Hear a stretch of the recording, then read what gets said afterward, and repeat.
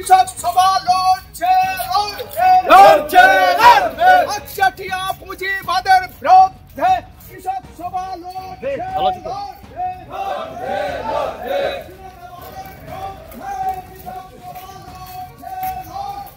লড়ছে লড়বে। আমাদের সারা ভারত কৃষক সভার এই যে 18তম সম্মেলন খানাকুল দুই এলাকায় অনুষ্ঠিত হচ্ছে। 3 বছর অন্তর এই সম্মেলন হয়। সম্মেলনে কৃষকদের যে বিবিধ সমস্যা এবং যে সমস্যাগুলো পক্ষান্তরে তৈরি সে কেন্দ্রও আছে, রাজ্যও আছে, এবং তারা যে প্রতিকূল অবস্থার মধ্যে কৃষক সমাজকে ধ্বংসের দিকে এগিয়ে নিয়ে যাচ্ছে তার বিরুদ্ধেই আমাদের এখানে কৃষক সমাজকে ঐক্যবদ্ধ করা, আন্দোলনের মধ্যে সংগঠিত করা। আজকে সম্মেলনের বিষয়গুলো আলোচিত হবে নিশ্চিতভাবে। এবং আমরা দেখছি এই সময়কালে কেন্দ্র সরকার তারা যে কৃষক মারা যে নীতি তারা প্রণয়ন করেছেন, যেভাবে কথা দিয়ে ফসলের দাম যে সহায়ক মূল্য দেওয়ার কথা দিয়েও তারা কথা রাখেননি। কৃষকের যে দুর্বিষহ যন্ত্রণা, ফসল ফলাতে গেলে যে সেখানে ডিজেল, তেল, বিদ্যুৎ, সার, কীটনাশক, ওষুধ তার যে বাড়ছে, তার দাম যে ক্রমশ বাড়ছে, এগুলো যে নিয়ন্ত্রণ করা দরকার। এবং কৃষকদের জন্য যে ভর্তুকি দেওয়া দরকার কৃষিজ উপকরণ কেনার ক্ষেত্রে, দান দেওয়ার ক্ষেত্রে, সেগুলো সরকারের মধ্যে একটা তীব্র অনীহা প্রকাশ পাচ্ছে। এগুলো সংগঠিত হয়ে আন্দোলনের মধ্য দিয়ে আমরা সরকারকে বাধ্য করাবো, এই ভাবনা নিয়ে কৃষক সমাজ আন্দোলনের জায়গায় যাচ্ছে।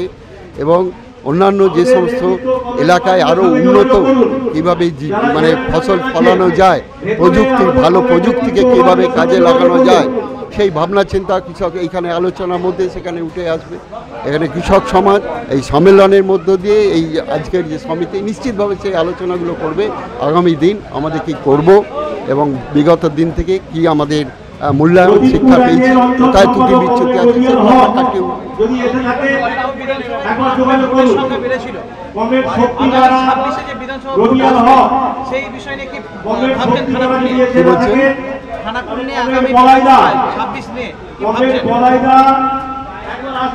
নির্বাচনটা এখনো কয়েক মাস দেরি আছে। নির্বাচনে আমাদের দেশের যে নির্বাচন কমিশন এবং দেশের যে শাসক দল রাজ্য এবং কেন্দ্রে তারা যেভাবে নির্বাচন পরিচালনা করছে, দেশে সর্বত্র যে একটা ভয়াবহ বার্তা, সন্ত্রাসের বাতাবহ তৈরি করে রেখেছে, এগুলোকে কাটিয়ে তুলতে হবে। আমরা সুষ্ঠুভাবে নির্বাচন চাইছি এবং নির্বাচন কমিশনের কাছে আমাদের দাবি থাকবে যে যাতে সমস্ত মানুষ তার নিজস্ব মতামত স্বাধীনভাবে প্রয়োগ করতে পারে।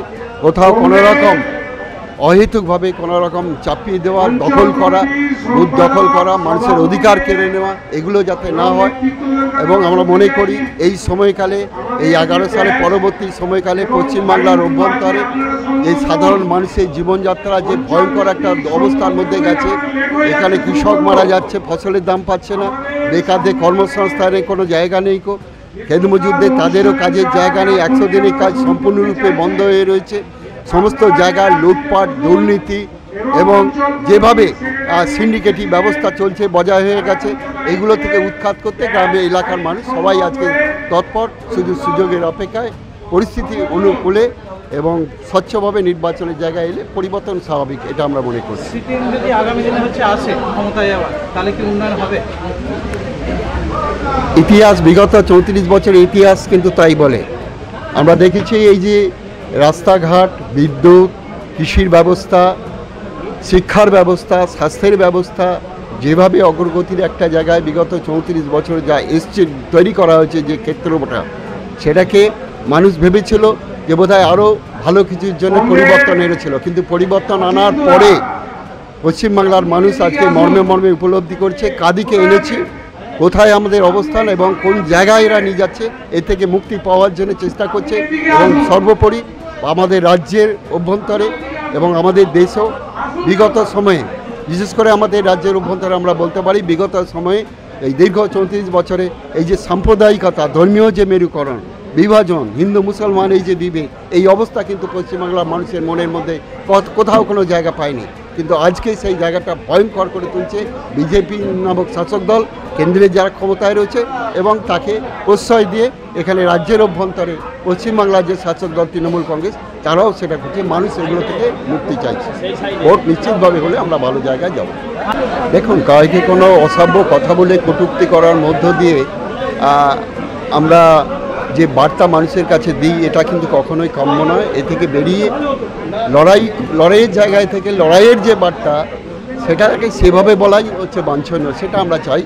আমরা দেখছি তৃণমূল এবং তৃণমূল কংগ্রেস এবং বিজেপি যে ভাষা প্রয়োগ করছে, যেটা কিন্তু ওটা ওদেরই সংস্কৃতি, ওরা এইভাবেই ওরা তৈরি হচ্ছে, এবং যেটা জনগণ কিন্তু কখনোই নিচ্ছে না। আমি শক্তিমোহন মালিক, কৃষক সভার জেলা কমিটির একজন। আজকের যে সভা করছেন বা সম্মেলন করছেন সিপিএম কর্মীদেরকে নিয়ে, উদ্দেশ্য মূলত হচ্ছে কি? এটা আসলে সিপিএম ঠিক না, এটা সারা ভারত কৃষক সভা, খানাকুল 2 ব্লক কৃষক সভা। আমাদের তো সমস্ত গণসংগঠনগুলো আছে, কৃষক সভা একটি শ্রেণী সংগঠন, ক্ষেত মজুর একটা শ্রেণী সংগঠন, এরা শ্রেণীগত একটা অবস্থানে অবস্থিত। তাই কৃষক সভাও একটি শ্রেণীগত সংগঠন, যারা কৃষিকাজের সঙ্গে যুক্ত থাকে, যারা কৃষি ফসল উৎপাদন করে, যারা কৃষি ফসলকে বাজারে বিক্রি করে, এইটা তাদের যে কৃষি সংক্রান্ত দাবি দেওয়া, এই দাবি দেওয়া জন্যেই হচ্ছে এই কৃষক সংগঠন। এই কৃষক সংগঠনের ব্লক কৃষক সভার সম্মেলন এখানে 18তম সম্মেলন হচ্ছে। মূলত আপনাদের দাবি কি আছে? আমাদের দাবি আপনারা জানেন, সকলেই জানে, নতুন করে আর বলার কিছু নেই, যে সারা দেশের ভেতরে এখন বাংলা এবং দিল্লি 2 সরকার মিলিয়ে যা চলছে, প্রথম কথা ঘৃণার রাজনীতি। বলছে কে বাংলায় কথা বলবে, কে হিন্দিতে। আগে ছিল বর্ণ বিদ্বেষের দ্বন্দ্ব, আগে ছিল ধর্মের দ্বন্দ্ব, সেটা এখনও আছে। এখন এসছে ভাষার দ্বন্দ্ব। সে বাঙালি হলে বাংলা ভাষাতে কথা বললেই সে বলছে বিদেশি। এই রকম একটা বিবৃতি আমাদের দিল্লি সরকাররা দিচ্ছে। একই সঙ্গে আমরা দেখছি আমাদের রাজ্যের বাঙালিরা পরিযায়ী শ্রমিক হিসাবে যে সমস্ত প্রদেশে গেছে, সেখানেও ভীষণভাবে আক্রান্ত হচ্ছে। এবং কি আমরা দেখলাম যে আমাদের ইউপিএ 1 এবং 2, এই 2 সরকারের আমলে একটা দুটো আইন খুব চ্যাম্পিয়ন আইন, একটা হচ্ছে 100 দিনের কাজ, আর একটা খাদ্য সুরক্ষা আইন। এখন 84 কোটি লোক রেশন পায়, এটা বিজেপি দাবি করে আমাদের ক্রেডিবিলিটি, এটা তো তা না, এটা হচ্ছে আমাদের ক্রেডিবিলিটি। বামপন্থীদের 100টা সাংসদ নিয়ে আমরা ওই আইনটা পাস করিয়েছিলাম, যে খাদ্য সুরক্ষা নিরাপত্তা আইন, এইটা, এবং 100 দিনের কাজ। কি দেখছেন, বাংলায় 100 দিনের কাজ বন্ধ।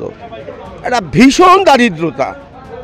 পরিযায়ী শ্রমিক পশ্চিমবাংলার বাইরে গেলে আক্রান্ত হবে, তাকে পুশব্যাক করে ডিটেনশন ক্যাম্পে ভরে দেওয়া হবে। উড়িষ্যায় হয়েছে, আসামে হচ্ছে, গুজরাটে হয়েছে, দিল্লিতে হয়েছে। প্রতিদিন বাজারি কাগজ। আমরা এই বর্তমান আনন্দবাজার, আজকাল আরও যে সমস্ত কাগজ আছে, একে বাজারি কাগজ বলি। তারা বলছে যে এইসব পরিযায়ী শ্রমিক পশ্চিমবাংলার যারা বাইরে আছে, ভয়ঙ্কর বিপদে আছে, তাদেরকে ডিটেনশন ক্যাম্পে ভরে দেওয়া হচ্ছে, আর পুশব্যাক করা হচ্ছে। সুপ্রিম কোর্ট সেখানে হস্তক্ষেপ করেছে, পশ্চিমবাংলাতে ফিরে আসছে তারা। পশ্চিমবাংলায় কাজের বাজার নেই, পশ্চিমবাংলায় কৃষকের কৃষি ফসল এবং সারা দেশে কৃষকের কৃষি ফসলের দাম নেই। কি দাঁড়ালো এটা? বেঁচে থাকতে হবে, বেঁচে থাকতে গেলে লড়তে হবে। এই লড়াই কারা লড়বে? একমাত্র বামপন্থীরা, একমাত্র কৃষক সভা লড়বে। এই লড়াই তো তৃণমূল লড়তে পারে না, এই লড়াই তো বিজেপি লড়তে পারে না, কারণ বিজেপি তো ম্যানিপুলেট করছে সমস্ত ধর্মীয় বিষয়গুলো, এবং যত অপকর্ম তার ম্যানিপুলেট তো বিজেপি করছে, এবং একই তার প্যারালাল তৃণমূল করছে। দুজনে মিলেমিশে আছে। এই রাজনীতিটা দেখছে না পশ্চিমবাংলার। কয়েকদিন আগে দিলীপ ঘোষ ঠিক কোন দিকে, এটা মানুষ বুঝতে পারছিল না। এটা কি ভয়ঙ্কর পলিটিক্স। এই অবস্থার পরিবর্তন ঘটাতে হবে। 100 দিনের কাজের জন্য আমরা হাইকোর্টে গিয়েছিলাম, যে অপরাধী যারা টাকা যারা চুরি করেছে তাদের শাস্তি হোক, কিন্তু 100 দিনের কাজ চালু হোক। 100 দিন যে কাজে আপনারা জানেন হাইকোর্ট অর্ডার দিয়েছে 1 আগস্ট থেকে কাজ শুরু করার।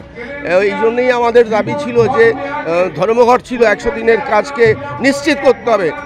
এই বার্তা আগামী 1 আগস্ট কাজ নিশ্চিত করতে হবে এনআরইজি এর। আমরা বলেছিলাম 600 টাকা রোজ করতে হবে, 200 দিন করতে হবে, গ্রামের মানুষের কোনো সমস্যা হতো না। আপনারা এই কয়েকদিন আগে বর্তমান পত্রিকা হেডিং করেছিল, দেখেছেন আপনারা কি হেডিং করেছে, যে বিশ্ব জাতি মানে ইউএনএ বিশ্ব জাতিপুঞ্জ তারা বলছে কি বলেছে, যে 65 কোটি মানুষ ভারতবর্ষে তারা চরম ক্ষুধার্ত, 4 জনের 1 জন একেবারে অসহায়। এবং তারা বলেছে যে স্কুল যাচ্ছে না, তাদের পুষ্টি নেই, তাদের বেঁচে থাকা খুব কঠিন হয়ে গেছে। তারা বলছে এই কথা যে ভারতবর্ষ একটা চরম বিপদে, ক্ষুধার নিরিখে আমরা নাকি বাংলাদেশের নিচে, আমরা পাকিস্তানের নিচে, আমাদের দেশ নাকি গড়গড় করে আগাচ্ছে। একবার শুনেছিলাম সাইনিং ইন্ডিয়া, এখন বলছে সবকা সাথ সবকা বিকাশ। তাহলে দেশের যে রাজনীতি, দেশের রাজনীতির এই চরম বাস্তবতার মধ্যে দিল্লি সরকার এবং কেন্দ্রের সরকার কি করছে, একদিকে মন্দির করছে ওখানে রাম মন্দির, আর এখানে জগন্নাথের মন্দির করছে। জগন্নাথের মন্দিরের প্রসাদ আসছে, ওখানে রাম মন্দিরের চাল বই কি একটা হলদে চাল না লাল চাল বাড়ি বাড়ি সব। তাহলে মাঝখান থেকে মানুষের যে বেঁচে থাকাটা, মানুষের যে আয় উপায় কাজ, এই অবস্থায় দাঁড়িয়ে আমরা ব্যারিকেড ভাঙতে চাইছি, ব্যারিকেড আমরা ভাঙতে চাইছি। রাজনৈতিক জায়গায় কি শিক্ষার অভাব, এটা নিয়ে হচ্ছে কি বলবেন? আসলেই তৃণমূল যেদিন রাজ্যে এসেছে, এই রাজনীতির ভেতরে একটা বৃহৎ অংশের লুম্পেন। কিভাবে তারা ক্ষমতায় এসেছে, তারা জামাতকে হাতে নিয়েছে, তারা সিদ্দিকুল্লাহকে হাতে নিয়েছে, তারা মসজিদের ইমাম সাহেবকে ধরেছে, জঙ্গলমহলের মাওবাদীদের ধরেছে, এবং হচ্ছে একটা অংশের যুব সমাজ যারা হতাশ, কাজ পায় না, তাদেরকে মদ মাংস দিয়ে নাচিয়ে তারা এই ক্ষমতা এই পশ্চিমবাংলায় এসেছে। স্বাভাবিকভাবেই এই যে অংশ যারা এসেছে তারা ভেবেছে আরে লক্ষ্য তো সরকারে যাওয়া, অতএব সরকারে এসেছি, বাকিটা তো লুটে নিতে হবে। গোষ্ঠীদ্বন্দ্ব, খুন, লুম্পেন্সি, রাজনীতিতে শিক্ষিত মানুষের অবস্থান নেই, শিক্ষিত মানুষজন রাজনীতিকে ঘৃণার চোখে দেখছে। ভগৎ সিং বলেছিল একটা কথা, যে মানব সভ্যতার কাঠামো ধ্বংস তখন অনিবার্য যখন দেশের ভেতরে লুম্পেন্সি বেড়ে যায় আর সচল শিক্ষিত মানুষ চুপচাপ বসে বসে দেখে। এই কাঠামোকে বাঁচাবার জন্যই তখন বিপ্লব অপরিহার্য হয়ে পড়ে, ভগতের কথা। তো আজকে লুম্পেন্সিতে ভরে গেছে। রাজনীতিতে জ্ঞান, গরিমা, তার পড়াশোনা, দেশ জানা, তার চর্চা। আপনি বিরোধী রাজনৈতিক দল শুভেন্দু অধিকারীর কথা যদি বলেন, আমরা ঠিক ব্যক্তি আক্রমণের মধ্যে রাজনীতি। আপনি যদি তৃণমূলের এই ছাত্র সংগঠনের সব দেখেন, আপনি যদি অনুব্রত মণ্ডল, আজকে অভয়ার ঘটনা, অথচ রাজ্য সরকার তার বিরুদ্ধে প্রতিবাদ করছে না, সেই অপরাধীদেরকে বাঁচানোর চেষ্টা করছে, তারা ঘটে যাচ্ছে। স্বাভাবিকভাবেই রাজনীতিতে একটা লুম্পেন্সি তৈরি হয়েছে। আমার হাতে শাসন ক্ষমতায় থাকা দলের ফ্ল্যাগ আছে, আমি যা খুশি তাই করতে পারি, আমার জন্য পুলিশ আছে। কিন্তু আমরা এটা মনে করি রাজনীতি মানে হাতের কাজ, পেটের ভাত। রাজনীতি মানে দেশ গড়া, দেশকে এগিয়ে নিয়ে যাওয়া। আজকে আন্তর্জাতিক স্তরে দেখেছেন আমাদের দেশের মানটা কোথায়। আমাদের স্বাধীন দেশের প্রথম কথা ছিল যে আমরা জোট নিরপেক্ষ থাকব। আন্তর্জাতিক স্তরে আমাদের সমস্ত যে দেশগুলো আছে, প্রতিবেশী দেশ, কারোর সঙ্গে আমাদের সুসম্পর্ক ভালো আছে।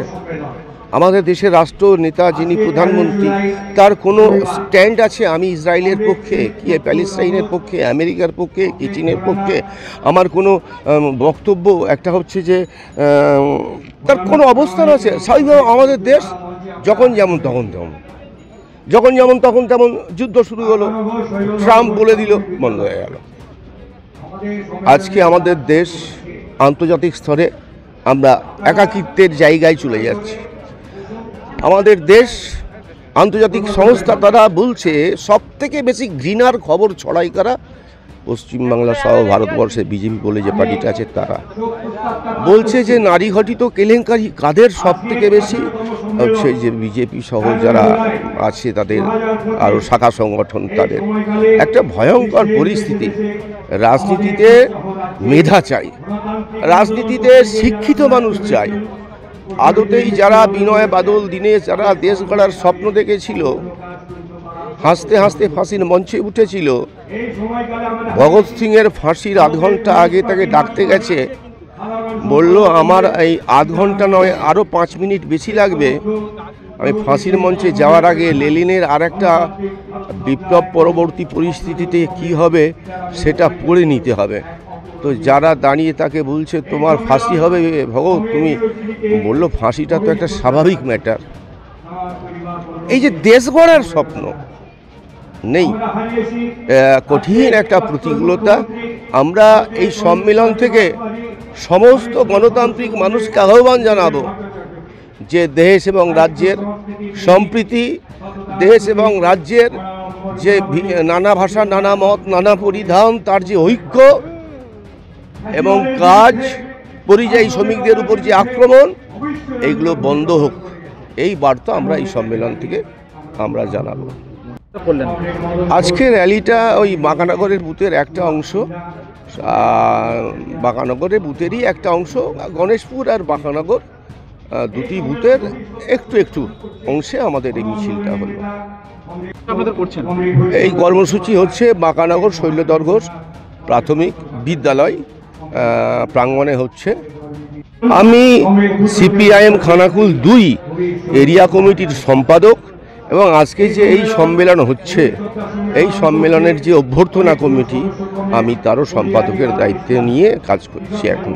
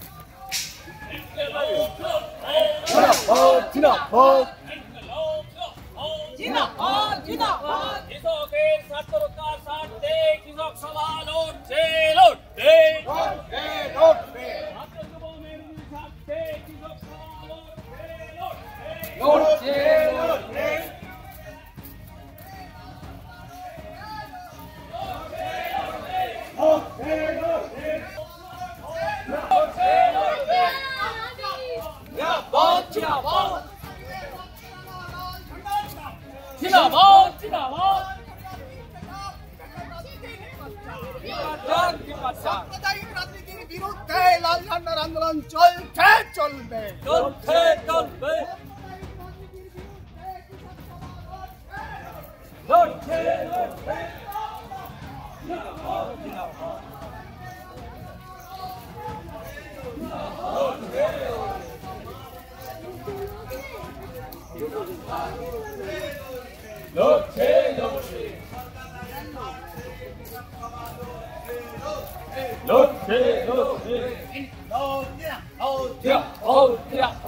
অবিলম্বে 100 দিনের কাজ চালু করার দাবিতে কৃষক সভা, অবিলম্বে 100 দিনের কাজ চালু করার দাবিতে কৃষক সভা লড়ছে, লড়ছে, লড়ছে।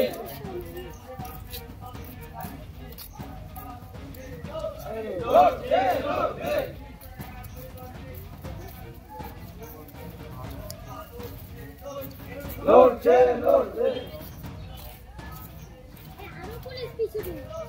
লড়ছে, লড়ছে। লড়ছে, লড়ছে।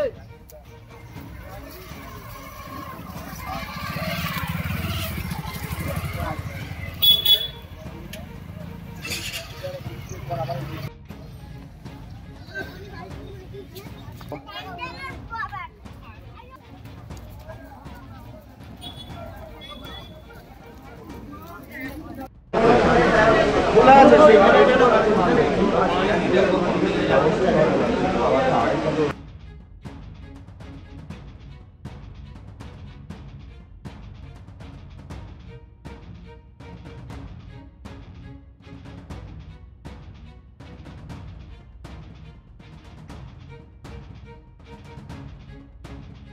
সোনার গয়নায় নিজেকে সাজাতে ইচ্ছে করছে, কিন্তু আকাশ ছোঁয়া দামের জন্য সম্ভব হচ্ছে না। হোলসেলে গোল্ড প্লেটেড জুয়েলারি কিনে ব্যবসা শুরু করতে চান? সারথী গোল্ড অ্যান্ড রোজ গোল্ড আপনাদের জন্য নিয়ে এসেছে এক দারুণ সুযোগ। আজকে এই চলে আসুন দীর্ঘ 25 বছরের বিশ্বস্ত প্রতিষ্ঠান সারথী গোল্ডে, আর হোলসেলে কিনে নিন গ্যারান্টি যুক্ত real gold filling gold plated jewellery. আমাদের স্টোরে মহিলাদের শাখা পলা, বালা, চোর, কানের দুল, কানবালা, মঙ্গলসূত্র, ব্রেসলেট, নেকলেস ইত্যাদি নানা ধরনের গহনার বিপুল সম্ভার রয়েছে। তাই দেরি না করে আজই চলে আসুন সারথী গোল্ডে। আমাদের ঠিকানা 28 অমরতলা স্ট্রিট, বড় বাজার, Kajaria market, 3rd floor, room number 306, Kolkata 700001। Mobile নম্বর 9051048205 অথবা 9732986304। আমাদের আরেকটি শাখা রয়েছে পূর্ব মেদিনীপুরের পিছাবনি, কাঁথিতে। পিছাবনির শাখার ঠিকানা পিছাবনি বাজার, নিয়ারেস্ট কালী মন্দির, পূর্ব Medinipur. Mobile number 7478770015। Skylark institute of nursing, Jhikira, Jaipur, Howrah. GNM, BSc nursing training এর অল্প খরচে সেরা বিশ্বস্ত ঠিকানা। যোগাযোগ নাম্বার 9907364440। কমফর্টেবল ম্যাট্রেস মানে RRK ম্যাট্রেস। ওয়ারেন্টি নয়, গ্যারান্টি দেয় RRK ম্যাট্রেস।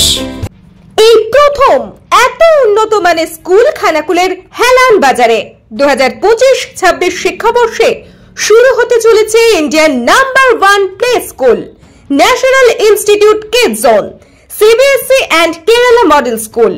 3 বছর থেকে বাচ্চাদের ভর্তি চলছে।